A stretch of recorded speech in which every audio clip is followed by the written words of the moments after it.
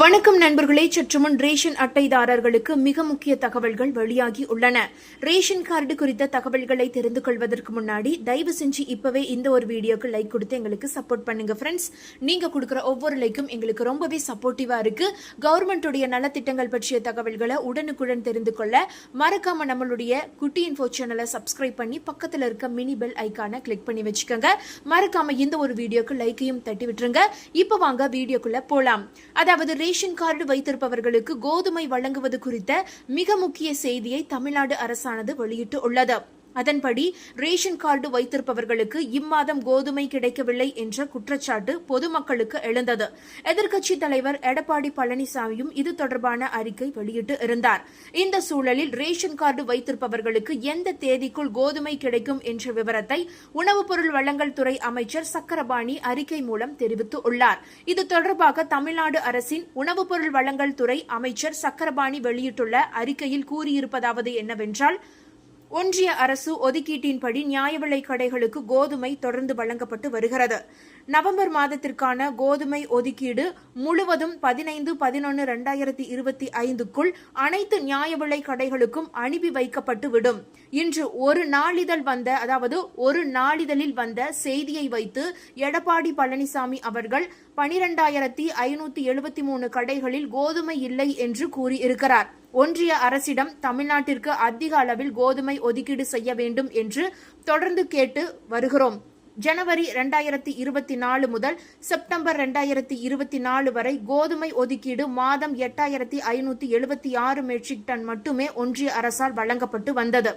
தமிழ்நாடு முதலமைச்சரின் ஆணையின்படி தமிழ்நாட்டிற்கான கோதுமை ஒதுக்கீட்டினை உயர்த்திட ஒன்றிய நுகர்வோர் பாதுகாப்பு, உணவு மற்றும் பொது விநியோக திட்டம் மற்றும் புதுப்பிக்கத்தக்க புதிய எரிசக்தி துறை அமைச்சர் அவர்களை நேரில் சந்தித்து வைத்த கோரிக்கையின் அடிப்படையில் அக்டோபர் 2024 முதல் பிப்ரவரி 2025 வரை 8,576 மெட்ரிக் டன்னிலிருந்து 17,100.38 மெட்ரிக் டன்னாக உயர்த்தப்பட்டு பொதுமக்களுக்கு தங்கு தடையின்றி நியாய விலைக் கடைகளில் கோதுமையானது விநியோகம் செய்யப்பட்டு வந்தது.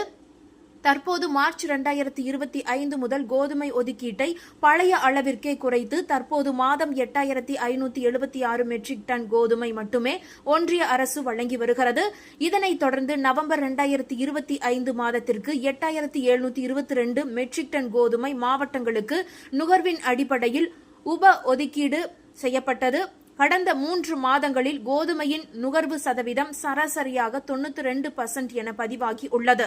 நவம்பர் மாதத்தில் 8/11/2025 வரை 63%, அதாவது 5,386 மெட்ரிக் டன் கோதுமை நியாய விலைக் கடைகளுக்கு நகர்வு செய்யப்பட்டு உள்ளது.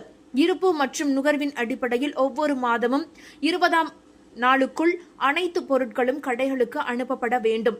ஆனாலும் 15/11/2025க்குள் 100% கோதுமையும் நியாய விலைக் கடைகளுக்கு நகர்வு செய்யப்பட்டு வழக்கம் போல் பொதுமக்களுக்கு தங்கு தடையின்றி கோதுமை வழங்கப்படும். நடப்பு குறுவை பருவத்தில் 9/11/2025 வரை 1,923 நெல் கொள்முதல் நிலையங்கள் திறக்கப்பட்டு 13.48 லட்சம் மெட்ரிக் டன் நெல் கொள்முதல் செய்யப்பட்டு 1.75 லட்சம் விவசாயிகளுக்கு ரூபாய் 3,249.38 கோடி பணம் வழங்கப்பட்டு உள்ளது. கடந்த ஆண்டை விட கிட்டத்தட்ட 2 மடங்கு அதிகமாகவே நெல் கொள்முதல் செய்யப்பட்டு உள்ளது. எடப்பாடி பழனிசாமி அவர்கள் ஆட்சியின் கடைசி ஆண்டில் இதே காலகட்டத்தில் 4.41 லட்சம் மெட்ரிக் டன் நெல் கொள்முதல் மட்டுமே செய்யப்பட்டது.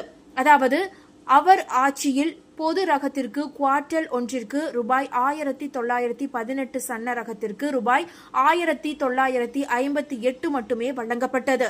ஆனால் திராவிட மாடல் ஆட்சியில் பொது ரக நெல் குவார்டல் ஒன்றிற்கு ரூபாய் 2,500, சன்ன ரகத்திற்கு ரூபாய் 2,545 வழங்கப்பட்டு வருகிறது. ஆதலால் உண்மை நிலையை புரிந்து கொள்ளாமல் எடப்பாடி பழனிசாமி அவர்கள் எல்லாவற்றிலும் அரசியல் செய்ய வேண்டாம் என்று கேட்டுக்கொள்கிறேன் என தெரிவித்து உள்ளார். அதேபோல இந்த ரேஷன் கார்டு குறித்த மற்றொரு மிக முக்கிய தகவல் வெளியாகி இருக்கிறது. அதன்படி விழுப்புரம் மாவட்டத்தில் 67 திருநங்கைகளுக்கு ரேஷன் கார்டு வழங்கப்பட்டு உள்ளது. இதுகுறித்து கலெக்டர் அலுவலக செய்திக்குறிப்பில் கூறியிருப்பதாவது என்னவென்றால், விழுப்புரம் மாவட்டத்தில் இணையதள வழியில் பதிவு செய்யப்பட்ட 294 திருநங்கைகளுக்கு அடையாள அட்டை வழங்கப்பட்டு உள்ளது. மேலும் 45 திருநங்கைகளுக்கு சொந்த தொழில் துவங்கிட தலா 50,000 ரூபாய் வீதம் மொத்தம் 22,50,000 நிதியுதவி வழங்கப்பட்டு உள்ளது. மாவட்டத்தில் ஆண்டுதோறும் 40 வயதிற்கு மேற்பட்ட 50 திருநங்கைகளுக்கு ஓய்வூதியமாக 1,500 ரூபாய் வழங்கப்பட்டு வருகிறது. மாவட்டத்தில் 67 திருநங்கைகளுக்கு ரேஷன் கார்டு வழங்கப்பட்டு உள்ளது. 6 பேருக்கு இலவச தையல் இயந்திரம் வழங்கப்பட்டு உள்ளது. 51 பேருக்கு இலவச வீட்டுமனை பட்டாவும் 114 பேருக்கு மருத்துவ காப்பீடும் வழங்கப்பட்டு உள்ளது. இவ்வாறு விழுப்புரம் மாவட்டத்தில் கலெக்டர் அலுவலகத்தில் வெளியிடப்பட்ட செய்திக்குறிப்பில் கூறப்பட்டு உள்ளது. இந்த தகவல்கள் அனைத்தும் உங்களுக்கு பயனுள்ளதாக இருந்தால் மறக்காம இப்பவே இந்த ஒரு வீடியோக்கு லைக் பண்ணி உங்களுடைய ஃப்ரெண்ட்ஸுக்கும் ஃபேமிலிக்கும் இந்த வீடியோவை ஷேர் பண்ணி விட்டுருங்க. இது போன்ற பயனுள்ள தகவல்களை உடனுக்குடன் குயிக் அப்டேட்டா தெரிந்து கொள்ள மறக்காம நம்மளுடைய குட்டி இன்ஃபோ சேனலை சப்ஸ்கிரைப் பண்ணி பக்கத்தில் இருக்க மினி பெல் ஐக்கானை கிளிக் பண்ணி வச்சுக்கோங்க. நன்றி மக்களே.